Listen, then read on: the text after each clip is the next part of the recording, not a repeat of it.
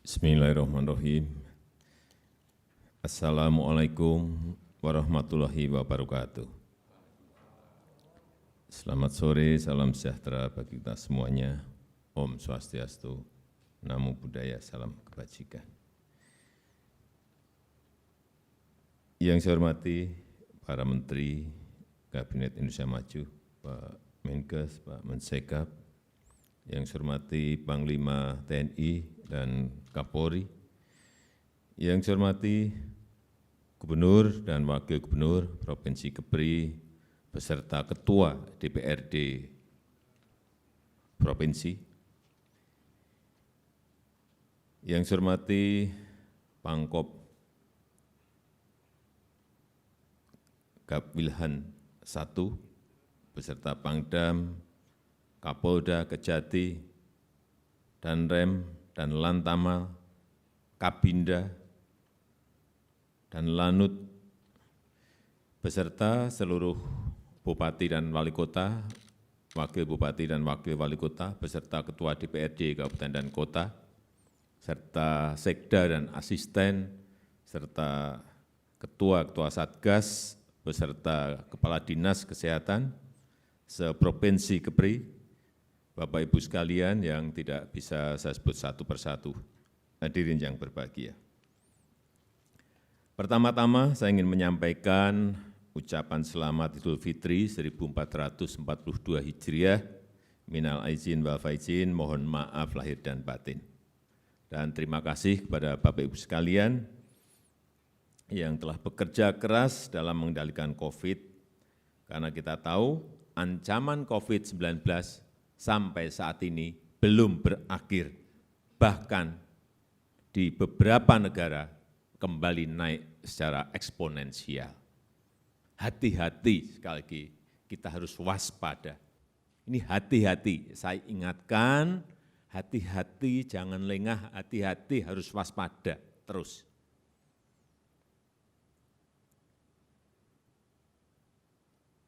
Jangan lengah, jangan menunggu keos baru kita bertindak, sudah terlambat. Hati-hati. Oleh sebab itu, kenapa saya datang ke Provinsi Kepri? Untuk mengingatkan, agar kita semuanya hati-hati. Karena secara nasional, kasus aktif kita, puncak kasus aktif kita itu di awal Februari. Januari akhir sudah mulai naik, yaitu di angka 176.000 di awal Februari, 5 Februari itu 176.000.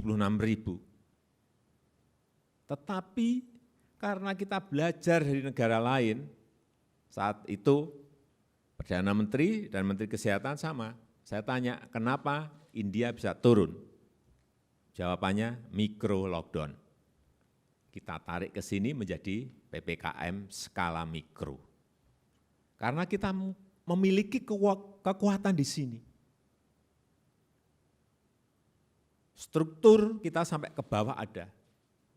Ada kepala desa, ada RT RW, dan juga ingat, ini yang juga penting, kita punya Babinsa dan Babim Kamtibmas.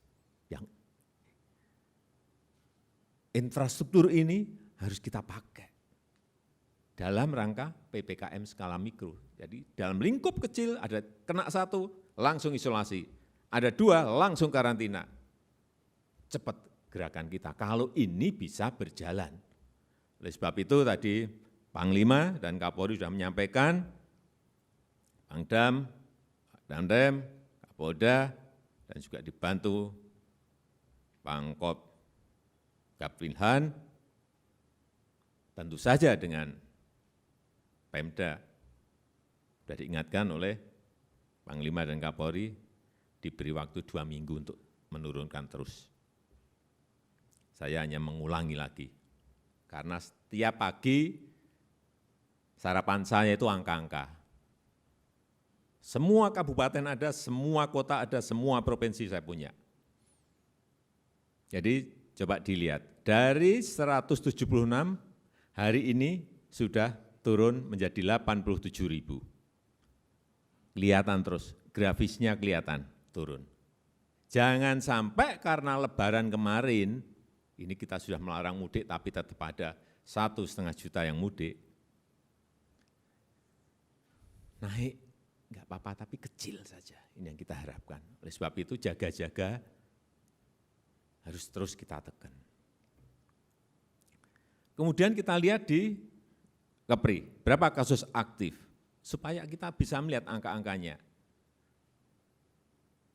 Agustus tahun lalu masih 362. Kemudian masuk ke Oktober sudah melompat menjadi 1.240. Bisa turun di bulan Februari sampai 192. Tapi kelihatannya Bapak Ibu tidak waspada di sini di bulan Februari dan Maret. Ada kelengahan di situ. Harusnya itu langsung diinjek terus sampai ke bawah. Sehingga April dan Mei sekarang sudah 2015.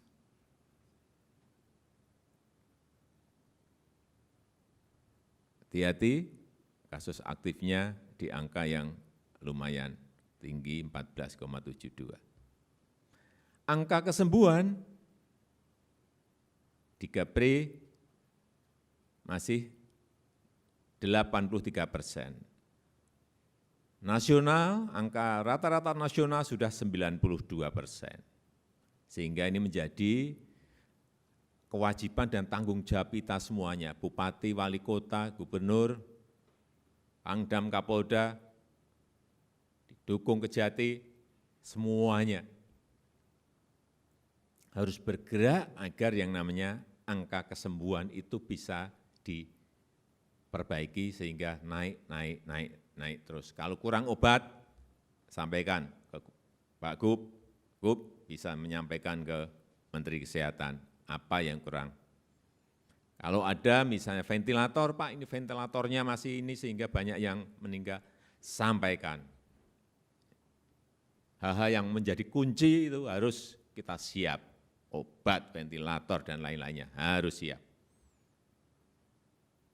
Coba kita lihat, Batam, hati-hati, angka kesembuhannya sudah tinggi, paling tinggi, tapi masih 90%. Rata-rata nasional sudah 92.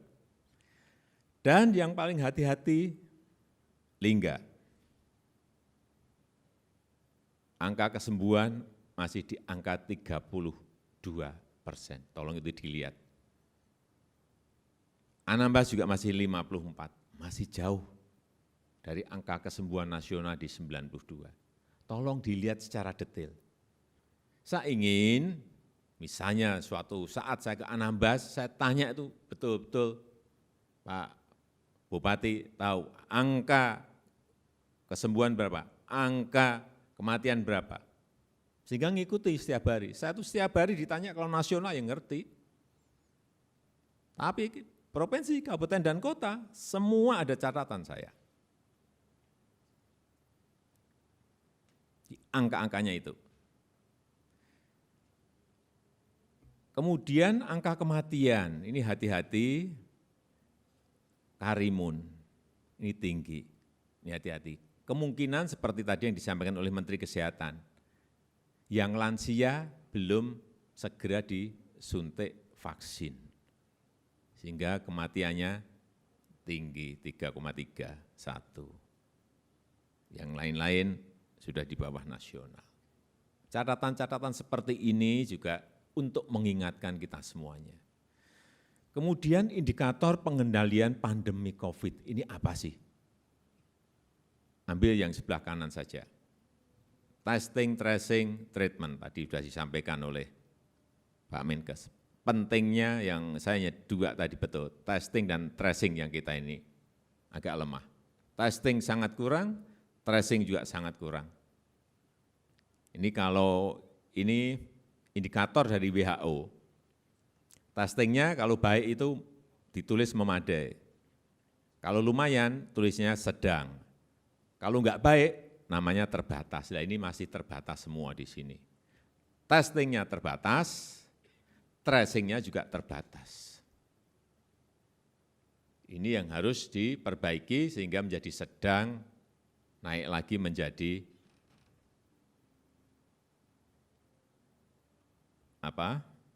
memadai.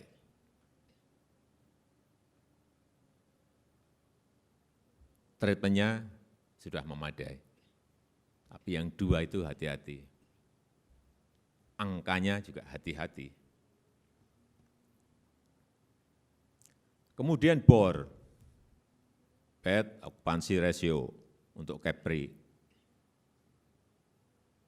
Tadi Pak Gub menyampaikan 45,6, ya betul. Sudah di bawah 50, tapi BOR nasional kita di angka 29, dekati BOR nasional 29. Ini tugasnya juga Pangdam dan Kapolda. Penting yang namanya BOR itu dilihat. Kalau lebih dipertajam lagi, di mana BOR-nya yang tinggi? Di Karimun dan di Batam.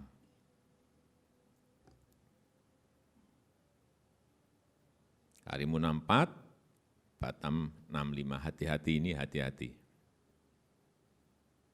Moga-moga dalam sehari dua hari ini, seperti tadi ada laporan di rumah sakit di Pulau Galang sudah rendah, ya moga-moga nanti mempengaruhi angka-angka ini. Yang kita harapkan itu, saya hanya menyajikan angka-angka ini untuk mengingatkan bahwa ada yang memerlukan perhatian, ada yang perlu saya ingatkan. Karena ini penting, BOR ini penting sekali. Selalu yang saya pakai, seluruh provinsi, kabupaten, kota itu saya lihat BOR-nya. Kalau BOR-nya sudah di bawah nasional, sudah lega, tetapi tetap hati-hati dan waspada. Hati-hati, sama juga di Kepri ini. Kalau kita bisa mengendalikan dalam angka-angka yang baik, ekonomi akan mengikuti, percaya saya. Kalau Pak Gub bisa menurunkan tadi, angka-angka yang saya sampaikan tadi, nanti di kuartal kedua bisa lebih dari 7 di sini. Insya Allah bisa. Karena sekarang masih di kuartal pertama masih minus 1,19, betul. Bisa, tapi ini butuh effort kita semuanya. April, Mei, Juni. Nah, karena target nasional kita juga kurang lebih 7. Di sini memiliki tadi peluang yang banyak. Dan di kuartal pertama, Januari, Februari, Maret, tahun ini kita juga masih di minus 0,74%. Tapi sekali lagi, saya optimis kalau COVID-nya semua bisa kita tekan, insya Allah 7% itu bukan sesuatu yang mudah dicapai, tapi saya meyakini insya Allah bisa kita, target itu bisa kita capai. Tapi yaitu, ya saya datang seperti ini ya, saya perlu mengingatkan ada hal-hal yang memang perlu kita kerja keras. Dan akan selalu saya ikuti harian. Karena targetnya enggak enteng. Coba bayangkan, ekonom banyak yang menyampaikan, minus 0,74 kok, melompat jadi 7. Ya, kita punya data, kita punya hitungan, dan kita juga memang harus berusaha. Karena begitu kuartal kedua bisa mencapai itu, kuartal ketiga, kuartal keempat akan lebih mudah. Ini menyangkut psikologis kok. Tapi begitu COVID masih menanjak, waduh jangan berharap angka itu, jangan berharap. Ini tugas kita bersama dan sekali lagi perlu saya ingatkan. Jadi saya ingin mengingatkan pertumbuhan ekonomi di Kepri yang tadi sudah saya sampaikan minus 1,19%. Ini sektor yang tumbuh itu informasi dan komunikasi, yang terkontraksi itu sektor transportasi dan akomodasi. Ini artinya mungkin ini masuk akomodasi, transportasi masuk ke wisata. Yang perlu saya ingatkan, ini juga sudah mungkin yang ketiga atau yang keempat, mengenai serapan APBD. Ini masih 10,08%. Tolong provinsi, kabupaten, dan kota percepat belanja untuk menggerakkan ekonomi.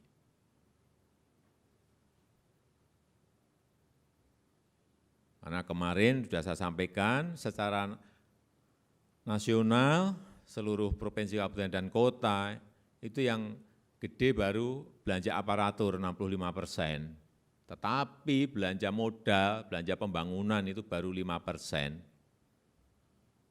Ya ini sebetulnya serapan APBD di Kepri dibandingkan yang lain juga sedikit lebih baik, tapi angka 10% itu tetap masih sangat rendah sekali. Sehingga pertumbuhan ekonomi per kabupaten dan kota nampak masih seperti ini.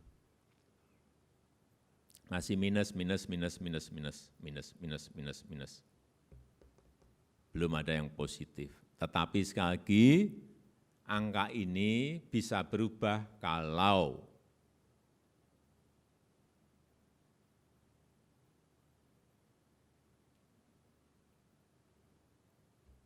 bor rendah, angka kesembuhan tinggi, kasus aktif rendah, bisa ditekan, kuncinya ada di situ.